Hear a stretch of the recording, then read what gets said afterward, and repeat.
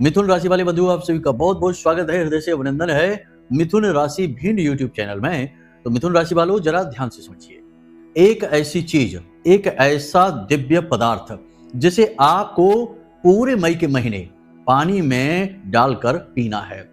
पानी में जब आप इस एक चीज को डालेंगे और पूरे मई के महीने लगातार पिएंगे तो आपके जीवन में ऐसे चमत्कार होंगे, आपके जीवन में ऐसी विशेष ईश्वरीय कृपा प्राप्त होगी जैसा कि आपने कभी अपने जीवन में महसूस नहीं की होगी।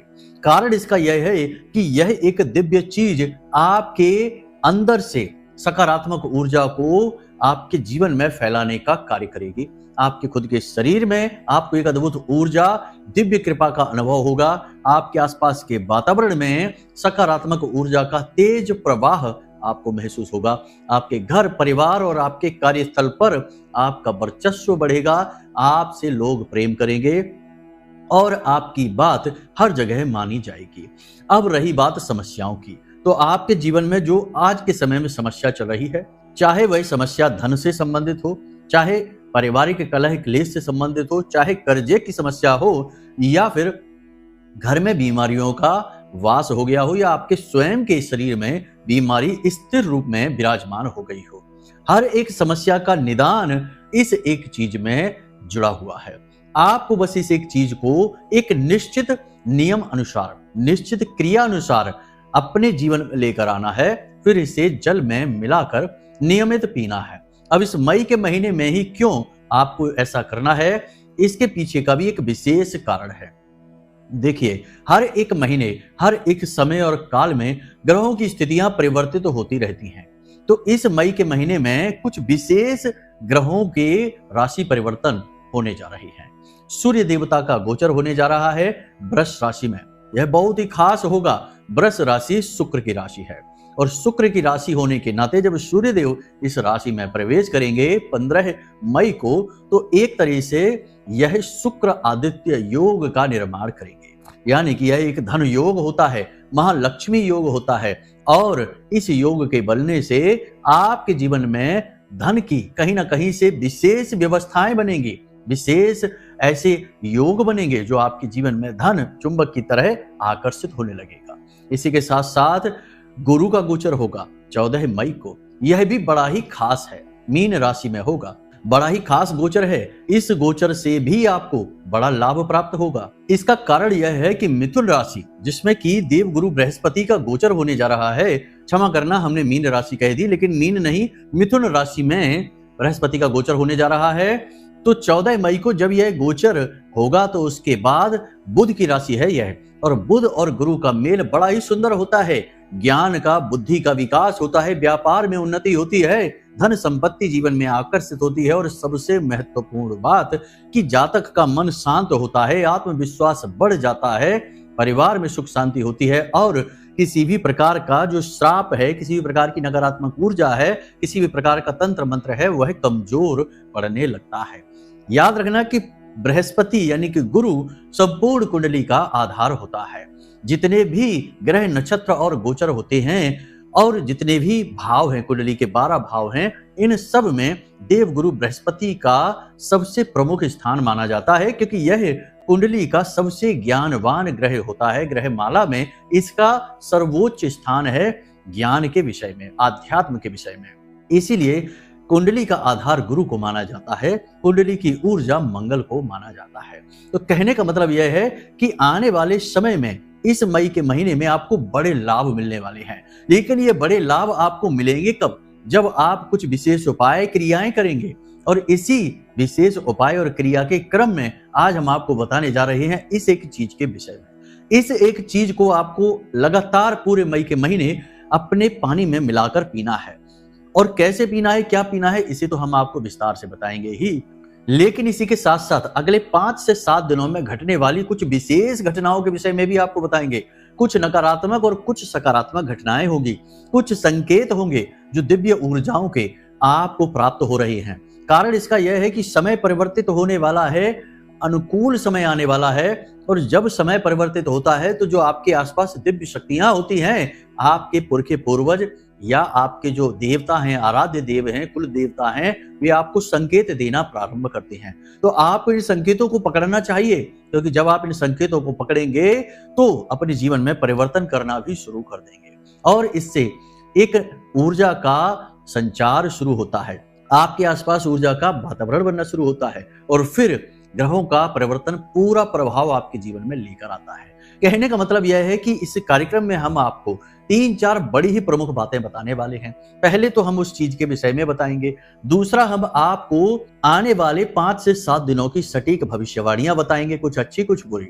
तीसरा हम आपको दिव्य ऊर्जाओं के दिए गए संकेत बताएंगे जिन्हें आपको पकड़ना ही चाहिए। और चौथा हम आपको बताएंगे एक ऐसा विशेष उपाय, एक ऐसी विशेष क्रिया जिससे गुरु और मंगल की ऊर्जाएं संतुलित हो जाती हैं और जीवन में प्रेम की गंगा बहने लगती है, धन की वर्षा होने लगती है और दिव्य शक्तियां आपकी ओर आकर्षित होने लगती हैं। जी हाँ बंधुओं, तो इस महा उपाय को भी आपको अवश्य सुनना होगा, इसी में आपका उद्धार छिपा हुआ है।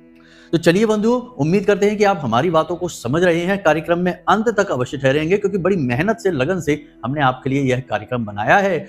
आप इसे पूरा सुनेंगे और इसमें बताई गई क्रियाओं को जीवन में शामिल करेंगे तो आपको इस मई के महीने में अद्भुत लाभ प्राप्त होंगे और मई का महीना समाप्त होते होते एक बड़ी सी मुस्कुराहट आपके चेहरे पर दिखाई देगी और उसमें कहीं ना कहीं छोटा सा योगदान हमारा भी होगा और महामाई की बड़ी सी कृपा आपके पास होगी। तो चलिए बंधुओं, कार्यक्रम को अंत तक अवश्य देखना।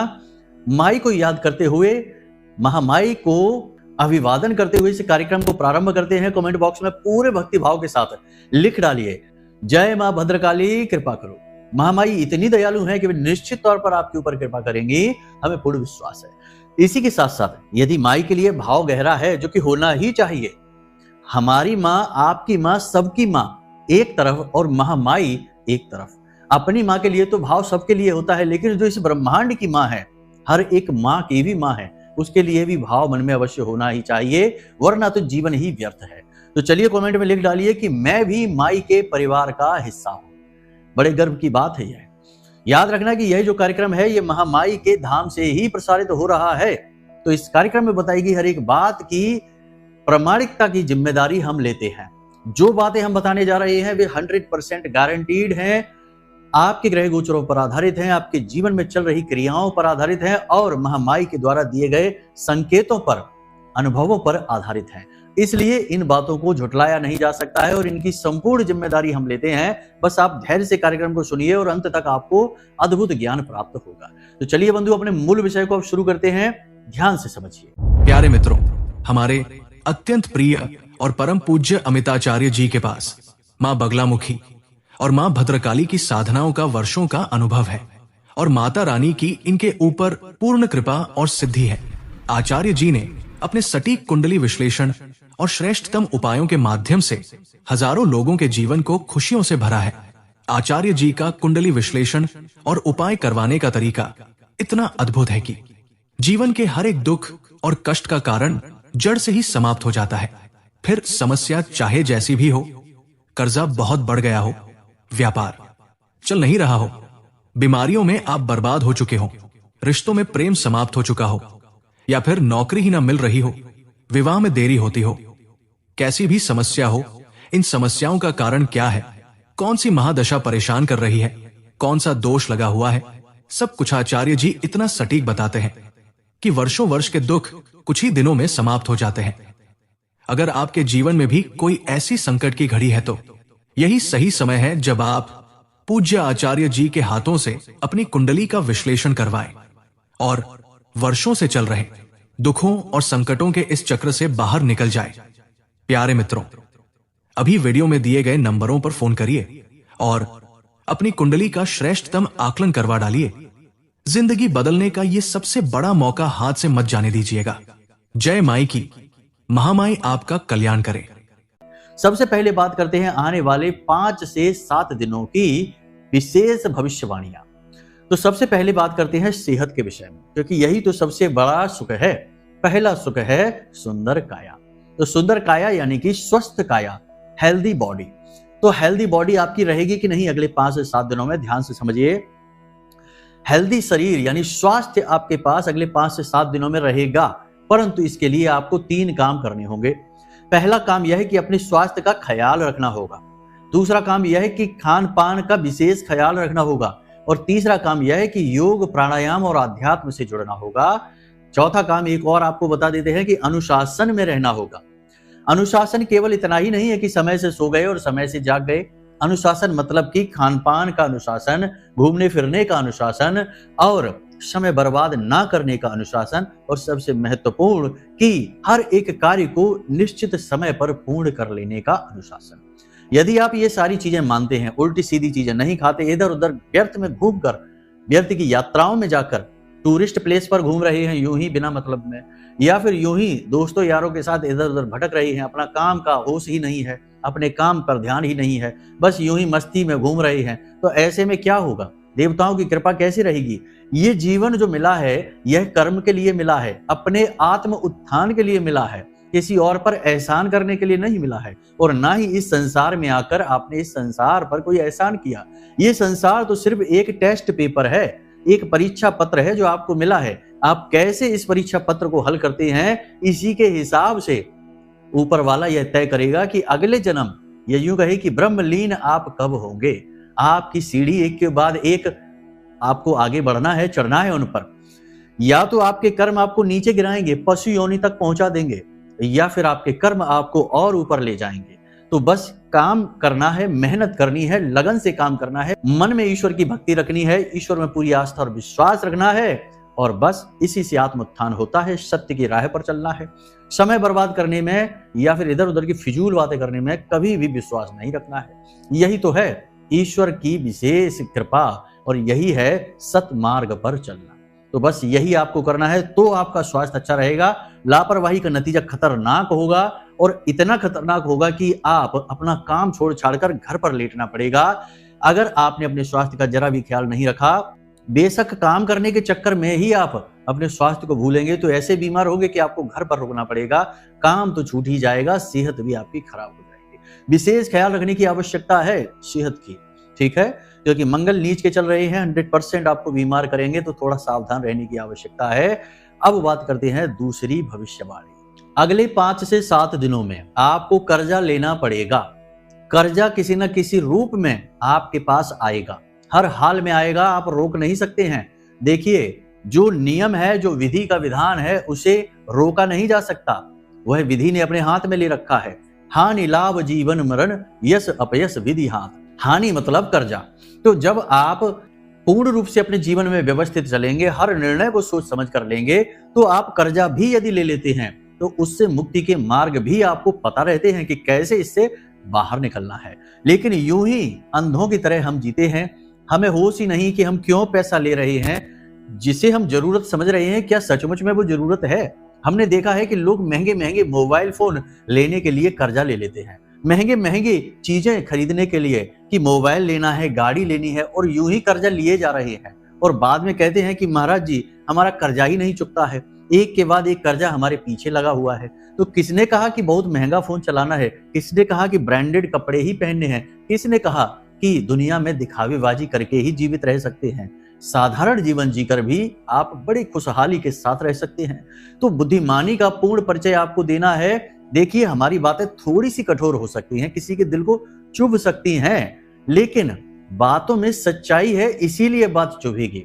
क्योंकि हम पहले भी अपने कार्यक्रमों में कह चुके हैं कि यह कलयुग है, और कलयुग में सत्य बड़ा रूखा सूखा और कड़वा सा है, और बड़ा ही तीखा है, चुभ जाता है। और झूठ बड़ा रसीला, बड़ा ही मीठा, एकदम गुलाब जामुन की तरह चाशनी में डूबा हुआ।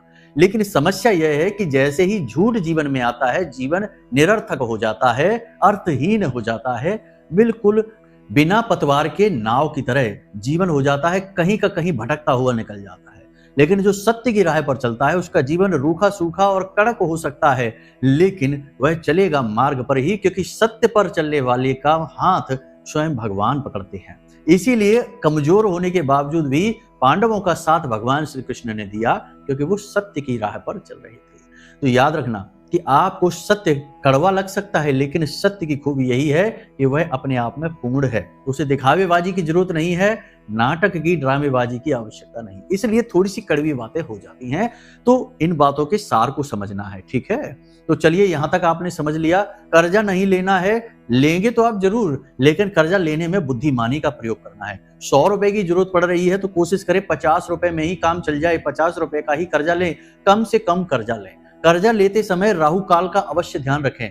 दिन में 1.5 घंटे का समय राहु काल का समय होता है। उस राहु काल में कर्जा ना लें, वरना आप पूरा जीवन मेहनत करेंगे, कर्जा नहीं चुका पाएंगे और यही कर्जा आपका हर जगह अपमान भी कराएगा। तो राहु काल का विशेष ख्याल रखें। राहु काल आप आसानी से पता लगा सकते हैं, कोई भी ऐप डाल लें, अपने मोबाइल में डाउनलोड कर लें और उस ऐप में देख लें, गूगल पर जाकर सर्च कर लें, आपको पता लग जाएगा राहु काल क्या होता है। राहु काल में कोई भी कर्जा नहीं लेना है, ये याद रखना है, ठीक है। इसी के साथ साथ पार्टनरशिप वगैरह के ऑफर आ सकते हैं, कहीं इन्वेस्टमेंट करने के ऑफर आ सकते हैं, पैसा आप कहीं लगाएं, ऐसा कोई सलाह आपको दे सकता है, तो इनमें बड़ा ही सतर्क रहना। पिशाच योग अभी बना हुआ है और हालांकि सूर्य उच्च राशि में गोचर अवश्य कर रही हैं, तो सूर्य आपके आत्मविश्वास, आपके ज्ञान, आपकी बुद्धि को खूब बढ़ाएंगे, लेकिन फिर भी विचारों में अभी धुंध सी छाई है। कुछ समझ में नहीं आ रहा है कि क्या करें क्या ना करें, किस तरफ जाएं। अभी निर्णय लेने की क्षमता पूर्ण रूप से आपकी विकसित नहीं हुई है, या यूं कहें कि क्षमता अभी पूर्ण रूप से कार्य नहीं कर रही है। इस वजह से आप श्रेष्ठ निर्णय अभी नहीं ले पाएंगे। तो बेहतर यह होगा कि आप 14-15 तारीख तक का इंतजार करें और श्रेष्ठ निर्णय आप लेंगे 18-19 मई के बाद। तब तक आप कोई भी महत्वपूर्ण कार्य यदि दिखाई दे रहा है कि ये काम बहुत अच्छा है, क्यों ना इसमें आगे बढ़ा जाए, इसमें तो बड़ा ही मौके अच्छे हैं, अपॉर्चुनिटी है, तो आप थोड़ी देर के लिए उसे टालिए, उसे ले जाइए खींचकर 18-19 मई के बाद तक। फिर देखिए, तब तक असल में जो भी उसकी सच्चाई होगी वो बाहर आ जाएगी, आपको पता लग जाएगा कि ये सचमुच में अच्छी डील है या सिर्फ एक छलावा है, ठीक है। तो इन बातों का विशेष ध्यान रखना है। कुछ छोटी छोटी सी बातें और कि देखिए, बिजली से यानी इलेक्ट्रिसिटी से, इससे आपको बहुत बचना है। दूसरा आपको बता दें, अग्नि से, आग से आपको बहुत बचना है। तीसरा, वाहन से बहुत सोच समझ कर चलना है। कोई भी नया वाहन ना खरीदें, और यदि वाहन खरीदना ही है कि भाई कोई इमरजेंसी है, कुछ बात है, तमाम तरीके की परिस्थितियां होती हैं जीवन में, हम नहीं कहते कि सीधे सीधे रोक लगा दो। तो अगर यदि खरीदना ही है वाहन, ठीक है, तो वाहन खरीदने का सर्वोत्तम तरीका यह होता है कि पहले आप जो भी आपके आराध्य हैं, जैसे भोलेनाथ हैं या फिर हनुमान जी हैं, या जो भी आपके आराध्य हैं जिनके लिए मन में भाव है, 4 से 5 दिन लगातार उनके मंदिर में जाइए और उनके दान पात्र, जो मंदिर का दान पात्र है, उसमें कुछ धन डालिए, थोड़ा सा धन डालिए और भगवान से प्रार्थना करिए, निवेदन करिए कि भगवान, हम इस तरह से नया कार्य शुरू करने जा रहे हैं, वाहन खरीदने जा रहे हैं या कोई भी कार्य करने जा रहे हैं, और यह वाहन हम आपकी कृपा और आशीर्वाद से ही प्राप्त कर पा रहे हैं, और इस पर आपकी कृपा हमेशा बनी रहे, ऐसा हम आपसे निवेदन करते हैं, आग्रह करते हैं, आप हमारा साथ दीजिए। इस प्रकार भगवान से निवेदन आपको करना है। और जिस दिन आप वाहन खरीदने जाएं, उस दिन एक मौली आती है, धागा होता है लाल रंग का, मौली भगवान के चरणों में रख दें और वहां पर बैठकर आप चालीसा पाठ करें, मंत्रोच्चारण करें, गाय के घी का दीपक तो प्रतिदिन जलाना ही है, 5 दिनों तक ये क्रिया करें। उसके बाद आप वह मौली लेकर आएं और उस वाहन में आप कहीं पर भी उच्च स्थान पर, यानी ऊपर के भाग में उस मौली, उस धागे को लपेटिए, चारों तरफ लपेटिए, आगे पीछे दाएं बाएं चारों तरफ लपेटिए। इससे उस देवता की कृपा इस वाहन तक आएगी।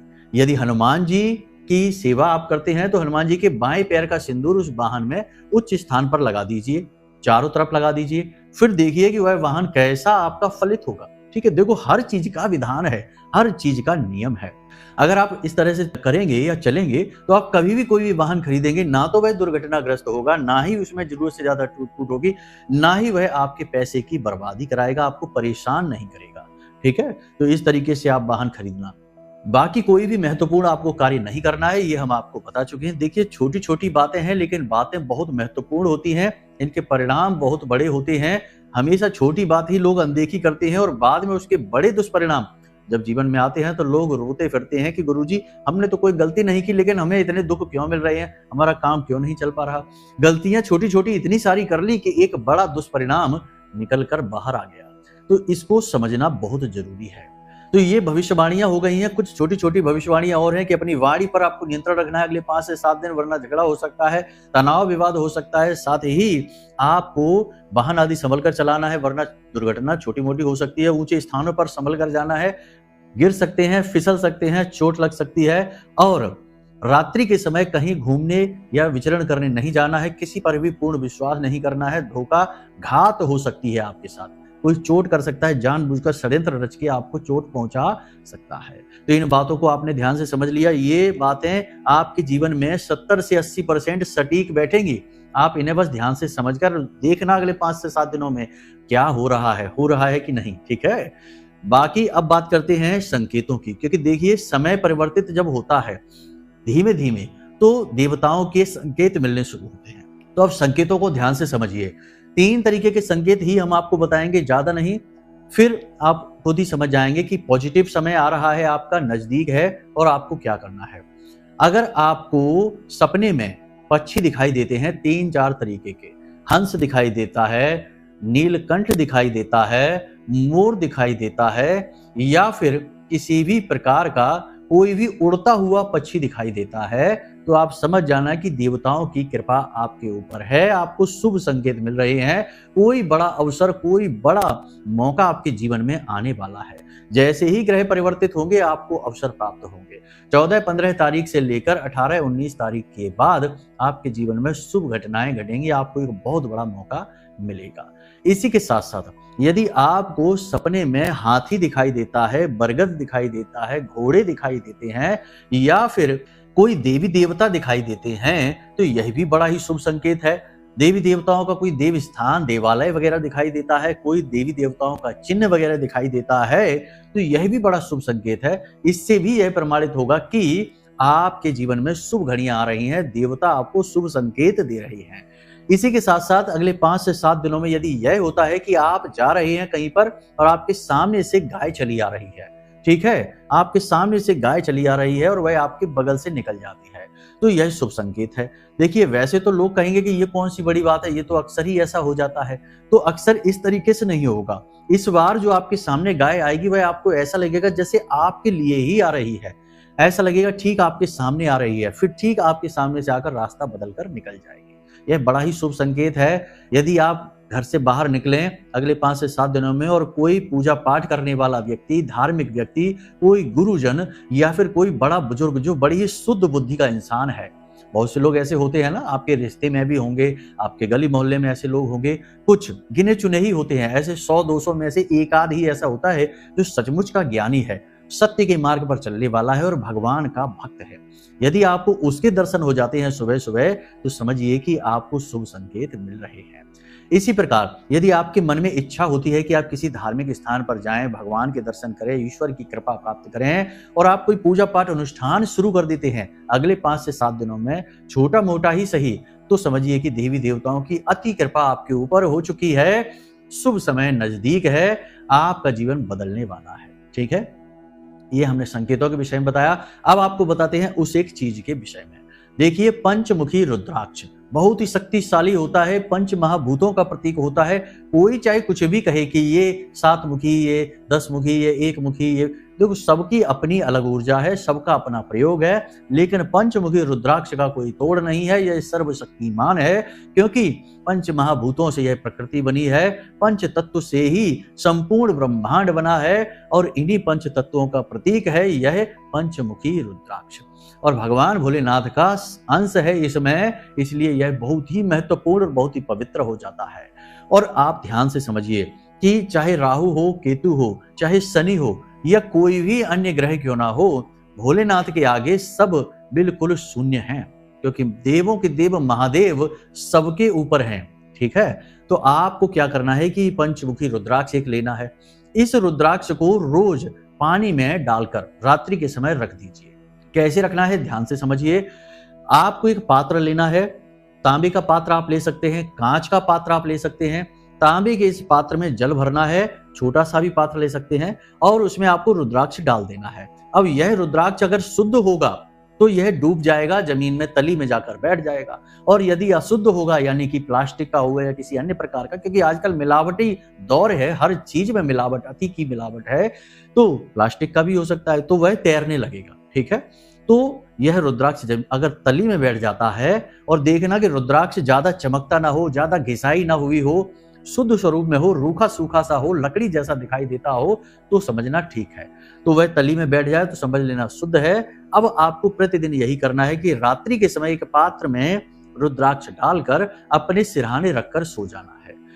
बिस्तर के सिरहाने आप रख सकते हैं, जमीन में रख सकते हैं। उसके बाद ढककर इस पात्र को सोना है, और सुबह जब आप सोकर जागें तो इस पात्र से जल किसी अन्य पात्र में ले लीजिए, और उस जल को ना केवल स्वयं पिए बल्कि अपने परिवार के सभी सदस्यों को थोड़ा थोड़ा जल वह पिवाइए।